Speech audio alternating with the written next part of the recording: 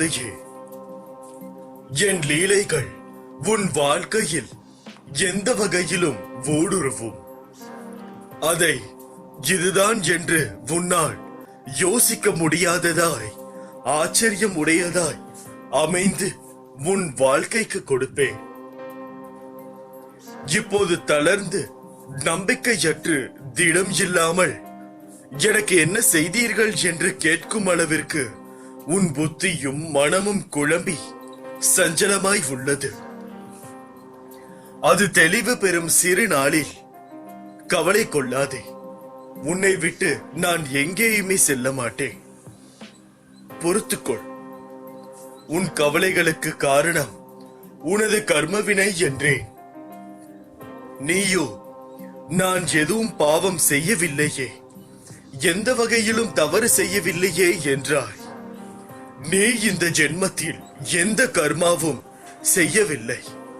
ஆனால் இதற்கு முந்தைய ஜென்மத்தில் நீ எப்படி இருந்தாய் என்பது உனக்கு தெரியாதல்லவா?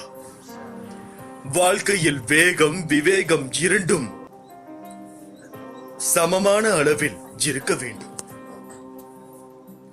அதில் ஒன்று குறைந்தாலோ அதிகமானாலோ எடுக்கும் காரியம் நிதானமாக இருக்காது. வேகம் இருக்கும் இடத்தில் விவேகம் இருக்காது. இதை பொறுமையுடனும் நிதானத்துடனும் எதிர்கொண்டால் நிச்சயம் வேகமும் விவேகமும் பெறலாம். வாழ்வில் எதிர்கொள்ளும் பிரச்சனைகள் என்னவாகவும் இருக்கலாம். ஆனால் அதில் உள்ள பொறுமையின் அளவை வைத்தே நீ போகும் எதிர்கொள்ளும் தூரம் இருக்கும். பிரச்சனைகள் வருவது இயல்புதான். ஆனால் அது எதிர்கொள்ளும் தைரியத்தை விட்டுவிட்டு எனக்கு ஏன் இப்படி என்று கேட்கிறாய். உனக்கான எல்லாவற்றையும் நான் உனக்கு கொடுத்துள்ளேன். கொடுத்துள்ள அனைத்தும் வைத்து நீ எப்படி கஷ்டம் என்ற படிக்கட்டுகளில் ஏறுகிறாய் என்பதுதான் உனக்கு வைக்கும் தேர்வு. நீ வாழ்க்கையின் பாடங்களை புரிந்து கொள்ள வேண்டும். அதில் நான் வைக்கும் தேர்வில் நீ தேர்ச்சி பெறுவாய். சில கரடுமுரடான பாதையில் பயணிக்கும் இடத்தில் சறுக்கதான் செய்யும். அதற்காக நான் அங்கே நிற்கிறேன் என்று சொல்வாயா? அதை நீ என்னிடம் வேண்டுகிறாய். ஒரு நிமிடத்தில் எல்லாம் மாறலாம். ஆனால் அது இயற்கை நியதிக்கு அப்பாற்பட்டது. கடவுளுக்கும் நிம்மதிக்கும் விதி என்பது ஒன்றுதான். அதனால் நான் செய்யும் நிகழ்வுகளை புரிந்து நடந்து கொள். உன்னோடும் உன் குடும்பத்தோடும் நான் இருக்கிறேன்.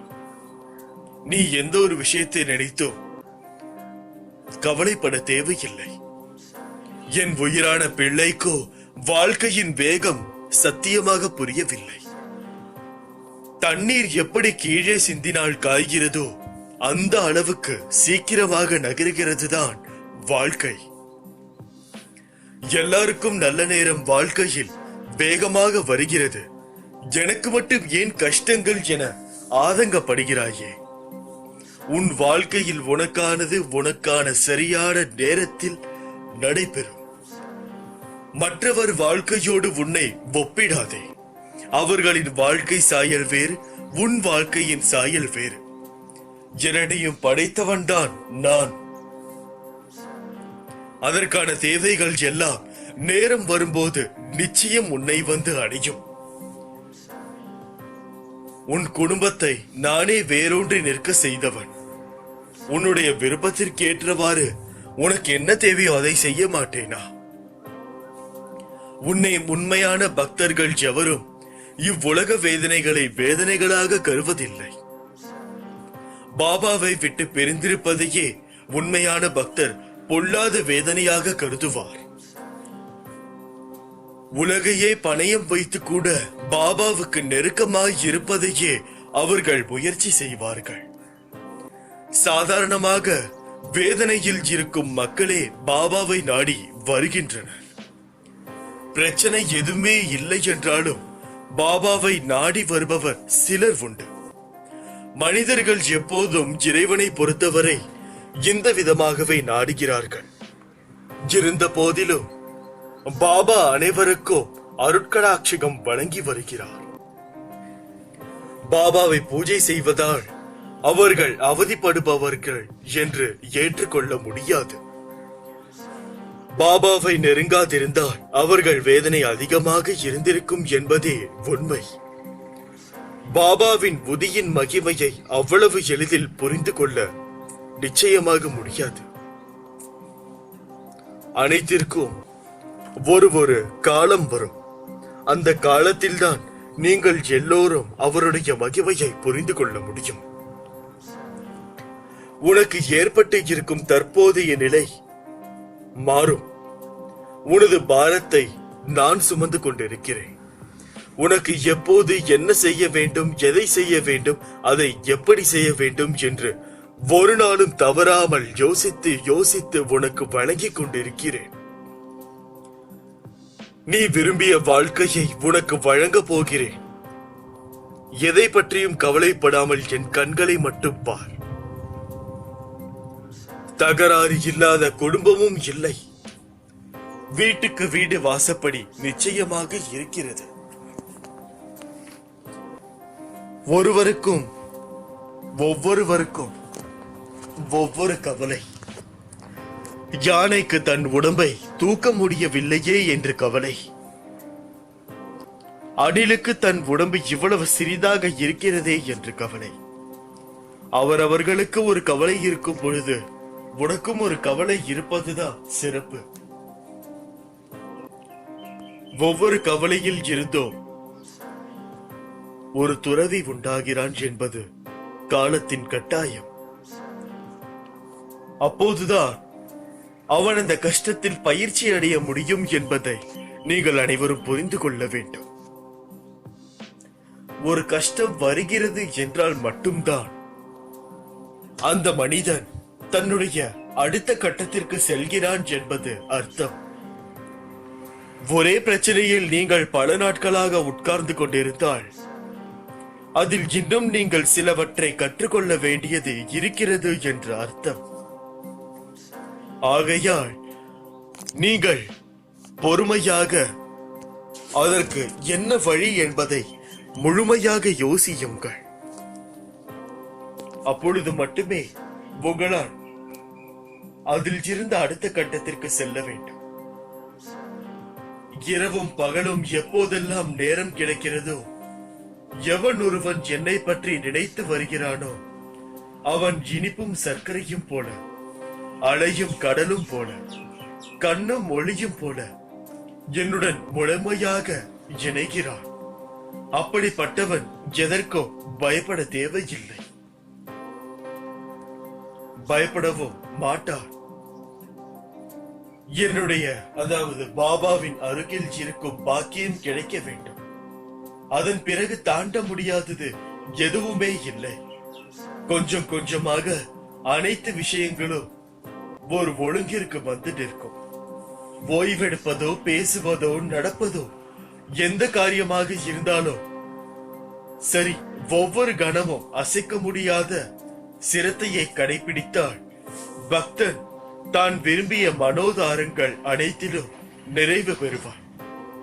ஆனாலும் ஆரம்ப நிலையில் தினப்படி விவகாரங்களில் ஏதாவது ஒரு அற்புதம் காட்டி ஆன்மீக பாதையில் ஈடுபட ஏற்பட செய்து பக்தர்களை வழிநடத்துகிறார் பாபா.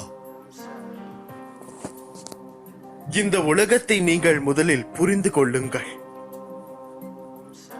அப்பொழுது நிச்சயமாக உங்களால் இங்கிருக்கும் சாமானியர்களை சந்திக்க முடியும், சந்தோஷப்படுத்த முடியும். ஒருவர் கவலையில் இருக்கும் பொழுது தட்டி கொடுக்க முடியும். அதற்கு எல்லாம் நீங்கள் பயிற்சி எடுக்க வேண்டும். ஒருவன் கஷ்டத்தின் எல்லை வரை சென்று அவன் கஷ்டத்திலேயே உயிரிழந்தான் என்பது எந்த ஒரு சரித்திரத்திலையும் கிடையாது. ஆகையால் கஷ்டப்படுபவர்களுக்கு நிச்சயமாக பலன் உண்டு என்பதை யாரும் மறந்து விடாதீர்கள். உங்களுக்கு கிடைக்க வேண்டியது நிச்சயம் கிடைக்கும். இப்படிக்கு உன் உள்ளத்தில் என்னை நீ சுமப்பதால் இந்த உலகத்தில் எப்போதும் நான் உன்னோடு இருப்பேன். உன் துயரத்திலும் என்னை அரவணைத்துக் கொள். உன் தந்தையாக நான் உன் துயரத்தை தீர்ப்பேன். உன்னோடு விளையாட எனக்கு ஆசை. அதனால்தான் உன் சாய் தேவா சில தருணம் என் பிள்ளையை என் மடியில் அமர்த்திக் கொள்வேன். சில தருணம் உன்னை தூரமாக போ என்று நானே சொல்வேன். உன் மனதில் இருந்து கொண்டு விளையாடுபவன் நானே. எதற்கும் கவலை கொள்ளாதே, எல்லாம் கடந்து போகும். ஒரு அழகான தருணத்திற்கு விரைவில் என் லீலைகள் உன்மேல் மலர்களான சாரலை தூவ போகிறேன். ஆசீர்வாதங்களும் அள்ளித்தரப் போகிறேன். வாங்க தயாராக இரு என் கண்மணியே. இதோ என் சச்சரிதத்தை உங்களுக்காக என் முன்னால் திறந்து வைத்துக்கொள். நானும் திறந்து வைத்துள்ளேன். இந்த கடினமான நேரத்தில் பாராயணம் செய்வதற்காக நான் உங்களுடனேயே இருக்கிறேன். பயம் எதுவும் வேண்டாம். நாளையில் இருந்து பாராயணம் செய்ய ஆரம்பியுங்கள். நான் உங்களுடன் இருப்பதை நீங்கள் உணர்வீர்கள். உன் வாழ்க்கையில் உள்ள ஏக்கங்கள், சில விஷயங்கள் உன் கண்முன்னே நடக்கும் போது நமக்கும் இதை போன்ற விஷயம் எந்த நேரத்தில் நடக்குமோ நடக்காதோ என ஏங்கிக் கொண்டிருக்கிறாய். அவை அனைத்தும் அந்த ஏக்கங்களோடு இருக்க வேண்டாம். பொறுமையும் தன்னம்பிக்கையும் தான் தைரியம். அதை நீ தொலைத்து விடாதே. எப்பொழுது நீ எந்த பிரச்சனைகளை சந்திக்க நேர்ந்தாலும் அதை எதிர்த்து போராட கற்றுக்கொள். அப்போது அதுவே உன்னை காப்பாற்றும். ஆனால் எது நடந்தாலும், நீ எதை எதை செய்திருந்தாலும், அதை நீ உணரும் தருணத்தில் நீ அனைத்தையும் மன்னித்து உன்னை ஆசிர்வதிப்பேன். சகிப்புத்தன்மை இல்லை என்றால் உனது நிலைமை மிகவும் கவலைக்கீடமாகும். இதை மட்டும் நினைவில் வைத்துக் கொண்டு மகிழ்ச்சியாக வாழ்வதற்கு எனது நாமத்தை உச்சரித்துக் கொண்டிரு. நீ எவ்வளவு பெரிய வம்சாவளியை சேர்ந்திருந்தாலும், ஒழுக்கத்தோடும் சிறந்த நற்குணங்களோடு இருந்தாலும், வறுமையின் காரணமாக மிகவும் கடினமான சூழ்நிலையில் இருந்தாலும், உனக்கு அனைத்தையும் ஏற்றுக்கொள்ளும் மனவிற்கு மன தூய்மையையும் தன்னலமற்ற சிந்தனைகளும் எண்ணங்களும் இல்லை என்றால் எதையுமே நீ எதிர்கொள்ள முடியாது, சாதிக்கவும் முடியாது. மிகவும் முக்கியம் சகிப்புத்தன்மை. இது மட்டும் உனது வாழ்வில் இல்லாவிட்டில் உனது வாழ்க்கையே பறிபோகிவிடும். நான் பக்கபலமாக இருந்தாலும், நானே அனைத்திற்கும் சர்வாதிகாரி என்றாலும், அனைத்தும் எனக்கு கட்டுப்பட்டு இருந்தாலும், உன்னிடம் நிலையான உண்மையான பக்தியும் இருந்தால் மட்டுமே நான் உன்னை அனைத்திலும் இருந்தும் பாதுகாக்க முடியும். நம்பிக்கையும் சகிப்புத்தன்மையும் உனது தைரியத்தையும் நான் உன்னிடம் இருந்துதான் எதிர்பார்க்கிறேன். உன் வருகைக்காகவோ நான் காத்திருக்கிறேன். என்னை ஏமாற்றி விடாதே. நான் உனக்கு உனது மனநிலையை புரிந்து கொண்டு அழைப்பு விடுத்திருக்கிறேன். எனது அழைப்பை ஏற்றுக்கொண்டு எனக்கு பிடித்ததை எடுத்துக்கொண்டு விரைந்து வா. அப்பா உனக்காக எனது விழி திறந்து எனது தர்பாரில் உனக்காக காத்திருக்கிறேன். எனது அனுமதியின்றி எதுவும் நடக்காது. எவரையும் நெருங்க விட மாட்டேன். எனது அனுமதியின்றி எவரும் எனது மண்ணில் பதம் பார்க்கவும் முடியாது, பாதம் பதிக்கவும் முடியாது. உனக்கு ஏற்பட்ட துயரங்கள் அனைத்தும் உன்னை விட்டு விலகிவிடும். தன்னம்பிக்கையை என்றைக்கும் இழந்து விடாதே. அனைத்தும் விரைவில் மாறப்போகிறது என்பது மட்டும் நிஜமான ஒரு காரியம். சாய்பாபாவின் தீவிர உண்மையான பக்தர்களுக்கு பகவத்கீதை, குரான், பைபிள், தேவாரம், திருவாசகம், திருமுருகாற்றுப்படை, ஸ்ரீமன் நாராயணியம், திவ்ய பிரபந்தம், அபிராமி அந்தாதி, ஸ்ரீருத்ரம் என புனித நூல்களாக இருக்கிறது. யாருடைய பாவங்கள் நீக்கப்பட்டு விட்டதோ அவர்களே சாய்நாதரின் அருளை பெற முடியும். ஸ்ரீ சாய் சச்சரிதத்தை படிக்க இயலும் சாய் அருள் இருந்தால் மட்டுமே சாய் சச்சரிதம் புத்தகம் உங்களை தேடி வரும். தேடி வந்தாலும் சாய் அருள் இருந்தால் மட்டுமே ஸ்ரீ சாய் சச்சரித புத்தக வரிகளை நீங்கள் படிக்க முடியும் என்பது இதுவரையான உலகம் எங்கும் உள்ள கோடிக்கணக்கான சாய் அடியவர்களின் பக்தர்களின் சத்தியமான உண்மை அனுபவமாக இருக்கிறது. நல்லது சாய் பக்தர்களே, சாய் அருளால் உங்களுக்கு இதுவரை என்னால் முடிந்த அளவு நம் சாய்பாபாவின் வாழ்வு, உண்மை சாய் சரித்திர கதைகள் தேடி பிடித்து சிறு சிறு கதைகளாக பதிவிட்டு வந்தார். உலகமெங்கும் உள்ள சாய் பக்தர்களான நீங்கள் அனைவரும் நாள்தோறும் ஆயிரக்கணக்கில், அதாவது ஆயிரக்கணக்கில் பெரும் ஆதரவு அளித்து வந்தார்கள். அதை கண்டு அனைவரும் பெருமையும் உற்றார்கள். ஸ்ரீ சாய் சச்சரிதம் இத்திருப்புரு புனித புத்தகம், இந்த அற்புத அத்தியாய வரிகள் உங்களை, என்னை, நம்மை சாய்பாபாவின் இறையர்கள் சொர்க்க உலகத்திற்கே உங்களை கொண்டு செல்லும்.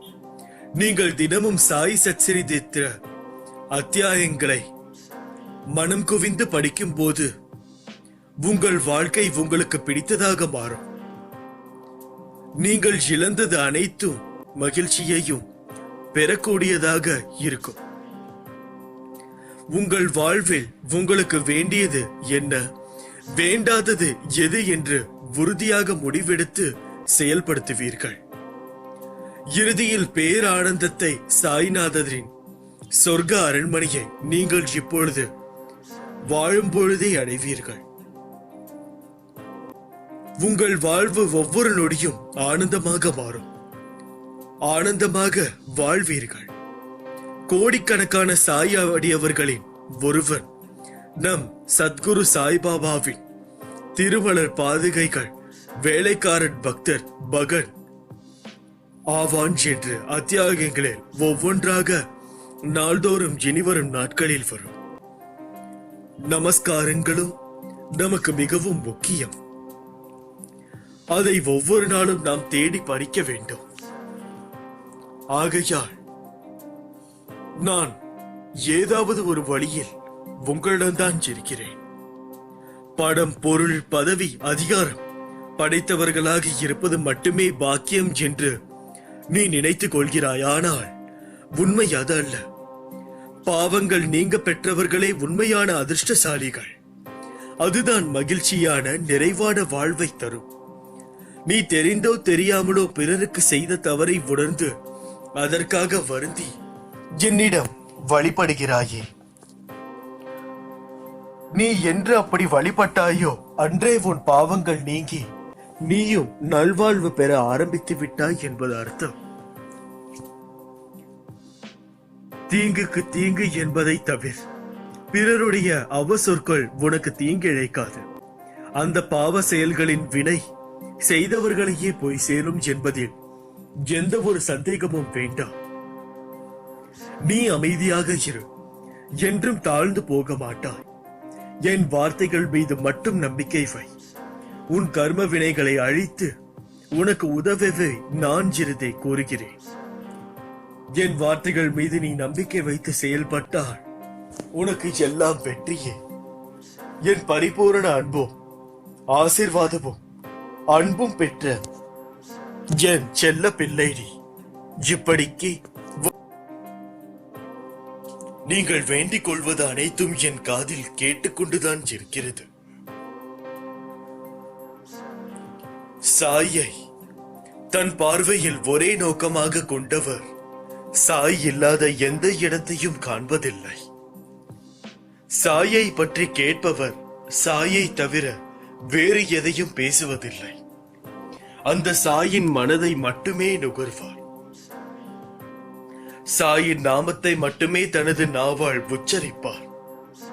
அவருக்கு சாயி தன் புன்னகை போக்கும் முகத்தால் தூய்மையான மகிழ்ச்சியை அருள்வார். சாயின் சொற்கள் என்னும் தேனை பருகியவர், ஆசிர்வாதமும் அதிர்ஷ்டமும் பெற்றவர். நமது நலனை காப்பவர் சாயே. நமது அமைதியையும் சந்தோஷத்தையும் அளிப்பவரும் அவரே. நீ இந்த நிலையில் இருப்பதும் உன்னை இப்படி செயல்பட வைப்பதும் ஏதோ ஒரு காரணத்திற்காக என்பதை முதலில் புரிந்து கொள். காரண காரியங்கள் இல்லாமல் விளைவுகள் இல்லை. என் மீது நம்பிக்கை வை. செயலும் நானே, விளைவுகளும் நானே. எதற்காக நீ இப்படி தேவையில்லாமல் அதிகம் வருத்தப்பட்டுக் கொண்டிருக்கிறாய்? அனுதினமும் எல்லாவற்றிலும் இருந்து உன்னை நான் காத்து கொண்டுதான் வருகிறேன். கவலை வேண்டாம். உன் விரோதியாகவே இருந்தாலும் கூட மனதார யாரையும் சபிக்காதே. யாரை பற்றியும் குறையாய் சொல்லாதே. உனக்கு மற்றவர்கள் தெரிந்தே செய்த தவறுக்கு உண்டான தீவினை அவர்களை போய் சேரும். நான் வேண்டுவதை அப்பா செவிசாய்க்கவில்லையே என்று நீ நினைக்காதே. உன் சாயப்பா என்றும் உன்னை கைவிட போவதில்லை. நான் கேட்பதெல்லாம் தந்துவிட்டாயே என்று மகிழ்ச்சியில் நீ துள்ளி குதிக்கும் காலம் வெகு தூரத்தில் இல்லை. என் பிள்ளையான நீ எல்லோரிடமும் ஒற்றுமையாகவும் சந்தோஷமாகவும் வாழ வேண்டும். என்னையே நம்பி நீ நல்ல ஆரோக்கியம், நிம்மதி மற்றும் சீரும் சிறப்புமுடன் வாழ்வாய். தக்க சந்தோஷங்களோடு. முன் பிரச்சனைகளுக்காக வீட்டாரை சிதைப்பது எந்த விதத்திலும் நியாயம் இல்லை. எனவே வீட்டில் நீ அன்பை தவிர, சிரிப்பதை தவிர வேறு எதையும் காட்டாதே. இளவில் இருந்து படிப்பை கற்றுக்கொள். உனது அஜாக்கிரதை, வெகுளித்தனம் உன்னை பிறர் ஏமாற்ற வழி செய்திருக்கிறது. இனி அப்படி நடக்காது. எழுந்து கால் ஊன்றி நில். உன்னால் முடியும். நிச்சயமாக நடக்கும். நீ உன் மீது சந்தேகம் கொள்ளவே வேண்டாம். உன்னை இழந்தவர்களுக்கும், கைவிட்டவர்களுக்கும், கடன் கொடுத்து சுரண்டியவர்களுக்கும், கதவை சாத்திக் கொண்டு போனவர்களுக்கும் உன்னை பார்த்து பிரமிக்க போகிறார்கள். மீண்டும் வந்து உன்னிடமே ஒட்டிக் கொள்ளலாம் என்று நினைக்கப் போகிறார்கள். நான் உன்னை விட்டு விலகுவதில்லை. நான் உன்னை விட்டு விலகும் வரை எந்த ஒரு தீய சக்தியும் உன்னை அண்டாது. அண்டவும் விடமாட்டேன். பரம பாக்கியம் பெற்றவனே மனித பிறவி பெறுகிறான் என்பது உனக்கு தெரியுமா? தெரியாதல்லவா? இந்த மனித பிறவி மிகவும் பெரிய பிறவி. இதற்கிடையில் உன்னுடைய சோகத்தையும் கஷ்டங்களையும் போட்டுக் கொண்டிருந்தால் யாருக்கு நஷ்டம்? உன் ஒருவனுக்கு தான். நீ என்ன 10 வயது சிறு பிள்ளையா? இல்லை. இப்படிதான் நீ நினைத்துக் கொண்டு இத்தனை காலத்தையும் கடந்து வந்து விட்டாய். காலம் பொன் போன்றது. அப்படி இருக்கையில் நீ ஒரு விஷயத்தை செய்தால் அந்த விஷயத்தை முழுமையாக முடிக்க வேண்டும் அல்லவா? ஒவ்வொரு நொடியும் போய்கொண்டே இருக்கிறது உன் வாழ்க்கையில். ஒவ்வொரு நிமிடமும் வைரத்தை விட, ஏன் மனிதனை விட மதிப்பில்லாதவை. அதை நீ சிதைத்துக் கொண்டிருக்கிறாய் என்பதை உணர்ந்து கொள். ஒவ்வொரு நிமிடத்தையும் ஏன் நாம் இப்படி கடத்திவிட்டோம் என்று இப்போது யோசிக்காமல் நான் சொல்வதை கேட்டுவிட்டு அடுத்தது என்ன வேலை செய்ய வேண்டும் என்பதை நீ நினைவில் நிறுத்தி செயல்படு. ஒவ்வொரு காலமும் ஒவ்வொரு நேரமும் ஒவ்வொருவர் இழந்து விட்டார் என்பதில் எத்தனை பேர் தவிக்கிறார்கள் என்று உனக்கு தெரியுமா? விபத்து நடக்கும் பொழுது அந்த ஒரு நிமிடம்தான், நீ இழந்த அந்த ஒரு நிமிடத்தை அவன் பெற்றிருந்தான் என்றால் இன்று அவனுடைய கைகளோ கால்களோ போயிருக்காது. நீ இழந்த அந்த 5 நிமிடத்தை வேறொருவன் இழக்காமல் இருந்திருந்தால் அவனுடைய குடும்பமே இன்று சீரும் சிறப்புமாக வாழ்ந்திருக்கும். புரிந்து கொள், ஒரு நிமிடமோ 5 நிமிடமோ அது எவ்வளவு பெரிய செயலை செய்யும் என்று. அரசன் ஆண்டியாவதும் அந்த ஒரு நிமிடத்தில்தான். இல்லாதவன் செல்வந்தராவதும் அந்த ஒரு நிமிடம்தான். உன்னுடைய யோசனையில் தான் அனைத்து செயல்களும் முடங்கி இருக்கிறது என்பதை உறுதி கொள். இன்று முதல் உன்னுடைய அனைத்து நேரத்தையும் வீணாக்காதே. உறக்கம் ஒரு மனிதனுக்கு தேவைதான், ஆனால் உறக்கமே ஒரு மனிதனாக இருந்துவிடக் கூடாது. நன்றாக பணியாற்றி யோசனை மேல் யோசனை செய்து முயற்சியை செய்த ஒரு மனிதனுக்கு உறக்கம் நிச்சயமாக தேவை. ஒன்றும் செய்யாமல் ஒவ்வொரு நிமிடத்தையும் கடத்தி கொண்டு வீணாக்கி கொண்டிருந்த நமக்கு எதற்கு உறக்கம்? நாம் அனைவரும் ஒவ்வொரு நிமிடத்தையும் வீணாக்கி கொண்டிருக்கிறோம் என்ற மன உளைச்சல் உங்க அனைவருக்கும் இருந்தால் மட்டுமே உங்கள் வாழ்க்கையில் நீங்கள் வெற்றி அடைய முடியும். நீங்கள் அனைவரும் என்னுடைய பிள்ளைகள் என்பதில் எந்தவித சந்தேகமும் இல்லை. இருந்தாலும் நானும் தான் இருக்கிறேன். ஆனால் என்னால் 99% உங்களுக்கு ஒரு செயலை செய்ய முடியும் என்றால் அந்த 1% உங்கள் கையில் தான் உள்ளது. ஏன் அந்த 1% தான் முக்கியமானதும் கூட. அந்த ஒரு நிமிடம், ஒரு 5 நிமிடம் நீங்கள் அதை நன்றாக யோசித்தால் மட்டுமே, அது உங்களுடைய மூளைக்கு எட்டினால் மட்டுமே அந்த செயலை நீங்கள் செய்ய முடியும். அந்த செயலை நீங்கள் செய்யும் பொழுதுதான் அதற்குண்டான மனிதர்களும் அதற்குண்டான விஷயங்களையும் நான் இங்கிருந்து ஆரம்பிக்க முடியும் என்பதை உணர்ந்து கொள்ளுங்கள்.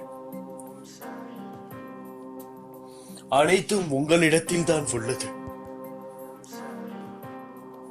நீங்கள் ஒருவரிடம் பேச வேண்டும் என்று நினைத்தால் தாராளமாக பேசிவிடுங்கள். எப்பொழுதுமே உங்களுடைய மனதில் முதல் விஷயமாக எது தோன்றுகிறதோ அதை தாராளமாக நீங்கள் செய்யலாம். ஏனென்றால் அதற்கு பின் வருபவை எல்லாம் அந்த முதல் யோசனையுடன் வித்தியாசம் பார்ப்பவையே. ஆகையால் அந்த முதல் யோசனையை நீங்கள் கடைபிடித்து செய்வது மிகவும் நன்று. ஆனால் அது தவறான விஷயமாக இருக்கக்கூடாது. அது எந்த விதத்திலும் யாருக்கும் ஒரு தீங்கும் விளைவிக்காத வண்ணம் இருக்க வேண்டும். அப்பொழுதுதான் அந்த செயலை நான் முழுமையாக ஏற்றுக்கொண்டு உனக்காக செய்ய முடியும்.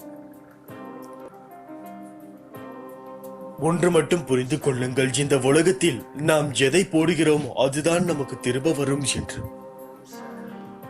ஒரு பந்தை எடுத்து செவுரில் வீசினால் கூட அது நம்மிடம்தான் திரும்ப வரும் என்பதை நாள்தோறும் எண்ணிக்கொள்ளுங்கள். இந்த உலகத்தில் நாம் எதை செய்கிறோமோ அது மட்டும்தான் நமக்கு திரும்ப வரும் என்று. உன் மனதில் உள்ள கோபம், கவலை, துக்கம் எல்லாத்தையும் தூக்கி எறிந்து விட்டு என்னுடைய பிள்ளையாக வா. அப்பொழுது நீ செய்யும் அனைத்து வேலைகளுக்கும் வெற்றி நிச்சயம். என்னிடம் சரணாகதி அடைந்து விடு. நான் உன் மனதில் குடியேறி வாழ்க்கையில் என்றும் கடந்த பாதைகளை சற்று நீ நினைவு கொள். நீ எவ்வளவு மாறி உள்ளாய் என்பதை உணர்வாய். உனக்கு கஷ்டங்கள் எப்போதும் இருப்பதை போன்று உணர்கிறாயா? நீ வாழ்க்கையில் வெளிவேஷம் போட்டு வாழவில்லை. நீ மற்றவர்களுக்கு நல்லது நினைத்தால் அதை தப்பாய் புரிந்து கொள்கிறார்கள் என்று புலம்புகிறாய். உன் கவலையை விடு. உண்மையான அன்பு கொண்டவர்களை காண்பது அரிது. ஆனால் உன் அன்பை உதாசீனப்படுத்தியவர்களுக்கு நிச்சயம் உன் அருமையை நான் புரிய வைப்பேன். வாழ்க்கையில் உள்ள இன்பங்களையும் சோகங்களையும் தண்ணீரில் எழுது. உன்னால் மட்டும்தான் அதை உணர முடியும். அடுத்த நிமிடம் அது மறைந்துவிடும். அதுபோலதான் வாழ்க்கையில் உள்ள அனைத்தும் உன்னால் தான் உன் வாழ்க்கையை உணர முடியும். எது நடந்தாலும் ஒன்றை நினைவு கொள். துன்பங்கள் உன்னை காயப்படுத்த அல்ல, பக்குவப்படுத்தவே. உனக்குள் நம்பிக்கை ஏற்றி வாழ்வில் நிம்மதியான அமைதி பெற்று வாழ்வதற்கு உன் வாழ்க்கையில் நீ முன்னேறி வெற்றி பெற வேண்டும். நீ நிம்மதியாய் இருக்கும் சூழலை நான் உன் கண்முன்னே காட்ட தொடங்கிவிட்டேன். உன் வாழ்க்கையில் உனக்கு எல்லா சூழ்நிலைகளிலும் நான் உன்னோடு தான் இருப்பேன். உன் வாழ்க்கையில் உனக்கான எல்லா நிகழ்வுகளும் முடிவு நான் தான் எடுப்பேன். உன்னை நிச்சயம் செம்மைப்படுத்தி உயர்த்தி வாழ வைப்பேன். நீ ஜெயமாக வளர்ந்து தழைத்து வாழை போல வாழப் போகிறாய். உனக்காக என்றும் நான் இருப்பேன் என்பதில் நீ மனதில் வைக்க வேண்டும். உன் வாழ்வில் விரைவில் அற்புதம் நிகழ்த்துவேன். எவ்வளவு வேதனை, எவ்வளவு துயரங்கள் இதில் இருந்து மீண்டு வந்திருக்கிறாய். உன்னை கைவிடுவேனா? இனி நடக்கப் போவதை பார்த்து நீ வியக்கத்தான் போகிறாய் என்று சொல்ல வேண்டும். எத்தனை நாட்கள் ஆனாலும், எவ்வளவு சோதனைகள் வந்தாலும் நீங்கள் என் வேண்டுதலுக்கு கட்டாயம் பதில் தருவீர்கள் என்று உன் மனதில் நீ தளர்ச்சி கொள்ள வேண்டும். இந்த உலகில் அத்தனை ஜீவராசிகள் எதுவும் மாயை வலையில் சிக்காமல் இருப்பதில்லை. இந்த பிரபஞ்சத்தில் நீ எதை விதைத்து அதன்படி வாழ்ந்தாலும் இந்த மாயை இடைத்தரகராக வந்து உன்னை அலைக்கழிக்கும். எந்த காலகட்டத்திலும் மாயைக்கு இயற்கை துணையாக இருக்கும். நீ நல்லது செய்து கெட்டதாக முடிவதும், கெட்டது செய்து நல்லதாக முடிவதும் மாயை சக்தியால் தான் நடக்கிறது. மாயை சக்தி பிரபஞ்சம் முழுவதும் பரவி இருக்கிறது. உன் வினையை அறுவடை செய்தாலும் நிகழ்காலத்தில் வாழும்போது இடம், பொருள், ஏவலை பயன்படுத்தி உன்னை உயர்த்தவும் தாழ்வடையவும் செய்கிறது. இதை எதிர்கொண்டுதான் வாழ்ந்துதான் ஆக வேண்டும். நிகழ்காலத்தில் உனக்கு பல பாடங்களை கற்பிக்கிறது. இந்த மாயை வெல்வது எப்படி? மாயையை வெற்றி கொள்ள அதிகப்படியான சகிப்புத்தன்மை, நம்பிக்கை, நீடித்த பொறுமை தேவை. கெட்டது உன்னை அடையும் போது வேகம் அதிகமாக உள்ளது. நல்லது நிதானமாக பயணித்தாலும் சோதனையை சந்திக்காமல் வெளிவராது. முடிவு நீ ஏற்கும் பக்குவத்தில் உள்ளது. மனதார ஏற்றுக்கொள். மனதில் எதையும் தாங்கி சோகத்தில் மூழ்காமல் அதனோடு பயணிக்காதே. மாயை எதிர்கொள்ள சிறந்தது. வருவதை ஏற்று மனதில் வெறுமையை உருவாக்கி மனம் அமைதி பெறுவதே மாயையை வெல்வதாகும். நற்செயல் சிந்தனை உன்னை உயர்த்தும். மாயை உன்னை சுழல விட்டாலும் வெற்றியை அளிக்காமல் விடாது. உன் விடை உன்னை துன்புறுத்தி வேதனையில் அலையாவிட்டாலும் அதை மனதார ஏற்றுக்கொள். இதுவே வினையிருக்கும். இதற்காலத்தையும் எதிர்காலத்தையும் மறந்து நிகழ்காலத்தில் உண்மையாக வாழ். நீ செய்த செயலை நினைத்து அதில் தவறான செயல் இருப்பதை அறிந்து அது மீண்டும் வராமல் பார்த்துக்கொள். தவறு செய்வது இயல்பு, ஆனால் அதை மீண்டும் செய்யாமல் பார்த்துக்கொள். பிறர் உன்னால் படும் வேதனையை உனக்கு வினையாக தொடர்ந்து மாயையில் சிக்க வைக்கும். பொறுமை நிதானம் அவசியம் தேவை. இதைவிட மிக பெரியது சகிப்புத்தன்மை. சகிப்புத்தன்மை கொண்டவன் மாயை வென்று விடுகிறான் என்பதை நினைவில் வைத்துக்கொள். பயணத்தை இனிமையாக்கி மாயையை வெற்றி கொள். வெற்றி உனக்கு மட்டும்தான். உன் மனதில் நான் இருக்கிறேன். நீ தவறு செய்தாயோ இல்லையோ, பாவம் செய்தாயோ இல்லையோ, நீ நல்லவனோ கெட்டவனோ என்பது எனது நாமத்தை உனது நாவில் உச்சரித்தாயோ அக்கணமே உனது நான் என்ற சொல் உனக்கு வாழ்க்கையில் அனைத்து ஏற்றத்தையும் கொடுத்து உன்னை உயர்த்துவேன். வெவ்வேறு தெய்வங்களுக்கும் ஆன்மீக குருக்களுக்கும் மரியாதை செலுத்துவது என்பது நல்லது. ஆனால் எல்லா ஞானிகளும் கூறியுள்ளபடி நம்பிக்கை என்பது இறுதியில் ஒன்றின் மீதுதான் இருக்க வேண்டும். ஆன்மீக வளர்ச்சி பயணத்தில் ஒருவர் தம் குருவை தனக்குள்ளேயே தேட வேண்டும். பாபா தமக்குள் உறுதியாக நிலைநிறுத்திவிட்டு விட்டால் வேறெங்கு செல்வது என்ற கேள்வி ஏன் வரப்போகிறது? வெவ்வேறு காரணங்களுக்காக வெவ்வேறு தேவதைகள் பின்னால் ஓடுவதையும் வெவ்வேறு கோயில்களுக்கு அலைவதையும் விடுத்து பாபா ஒருவரையே உறுதியாக பற்றி கொள்ளுங்கள். தனது பக்தனை எந்த சூழ்நிலையிலும் காத்தருளக்கூடியவர் பாபா. பாபாவின் வழி நடத்துதலை வார்த்தைகளால் விவரிக்க முடியாது. அதை உணர மட்டுமே முடியும். பாபாவிடம் நம்மை முழுமையாக அர்ப்பணித்து எந்நிலையிலும் பாபா நாமம் ஜெபித்து வாழ்ந்தோமே ஆனால் நம்மை சூழ்ந்துள்ள அனைத்து பிரச்சனைகளுக்கும் நம்மை விட்டு விலகி அது வேறெங்கோ செல்வது நம் அனுபவத்தில் உணர முடியும். இதை நீங்கள் நினைவில் நிறுத்தி முழுமையாக உங்கள் வாழ்க்கையில் மேற்கொண்டாலே உங்களுக்கு அனைத்து ஜெயமும் உண்டாகும். யாரெல்லாம் நம்மோடு இருப்பார்கள் விலகுவார்கள் என்று காலம் முடிவு செய்வதில்லை.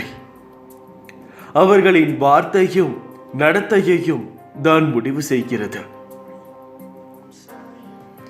ஆகையால் ஒருவர் உங்களிடம் என்ன எதிர்பார்க்கிறார்கள் என்பதை தீர்க்கமாக யோசியுங்கள். அப்படி யோசித்தால் மட்டுமே மற்றவர்கள் உங்களை என்ன யோசிக்கிறார்கள் என்று புரிந்து கொள்ள முடியும். அதற்கு ஏற்றவாறு நீங்கள் நடந்து கொள்ள வேண்டும். ஏனென்றால் பிறருடைய எதிர்பார்ப்புகளை பூர்த்திப்படுத்தினாலே இந்த உலகத்தில் உள்ள குடும்பத்தில் பாதி பிரச்சனைகள் தீரும். ஆகையால் அதை நீங்கள் முழு மனதுடன் நினைவில் வைத்து செயல்படுத்த தொடங்குங்கள். வெற்றி உங்களுக்கு மட்டும்தான் கிடைக்கும். என்னுடைய குழந்தைகள் அனைவருக்கும் ஒரு வெற்றி நிச்சயமானது. அது என்னவென்றால்